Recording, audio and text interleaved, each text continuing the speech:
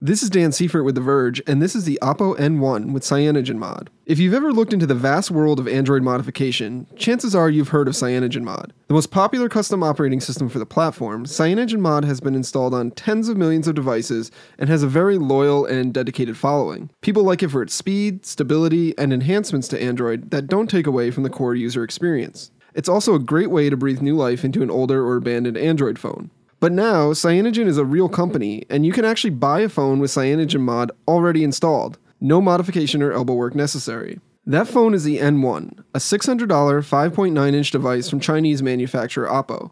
It has everything you might expect from a high-end Android phone today. A 1080p HD display, quad-core processor, 13-megapixel camera, and impressively solid build quality. It also has some unique hardware features, such as a swiveling camera unit, rear touchpad, and Bluetooth keychain accessory that beeps when you walk too far away from your phone. But its display looks pretty washed out and has poor viewing angles. The camera isn't very good despite its high specs, and the N1 doesn't have support for LTE, which is a huge bummer. In addition, those extra hardware features don't really work that well and do little to add to the experience. The N1 is also really big. Virtually everyone that I showed the N1 to remarked at just how big it is. It's a well-built phone with nice materials.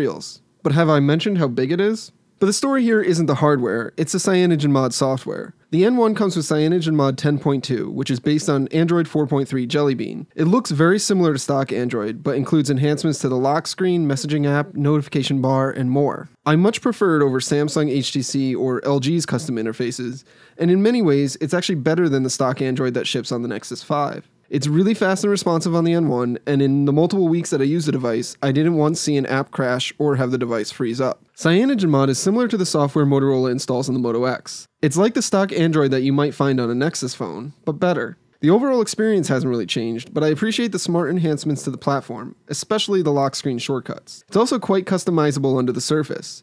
You can modify the notification bar, apply various themes, and even tweak the processor's performance to your own liking. Themes can change the appearance, icons, toggles, and more, and can be downloaded from the Play Store and applied with just a few taps. There's a reason why Cyanogen claims its software has been installed on over 11 million devices.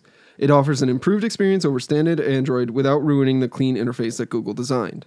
But as much as CyanogenMod is a niche operating system for the advanced user, the Oppo N1 is a niche phone for the dedicated Cyanogen fan. At $599, it's a hard sell against the best from Samsung, LG, HTC, and others. It doesn't have LTE, can't be bought at a discount, and can't even be purchased in a retail store. Chances are the people that would be interested in paying the price for the N1 and ordering one are the same type of person that wouldn't mind doing some command line work to get CyanogenMod installed on any other device. Cyanogen has some really great software and would likely be a compelling option for many prospective Android users. It's like stock Android, but better in many ways. But in order to go mainstream, it's going to have to come on more mainstream smartphones, something that you can buy from a carrier in a store. Fortunately, the N1 is just the start, a way to get Cyanogen's foot in the door.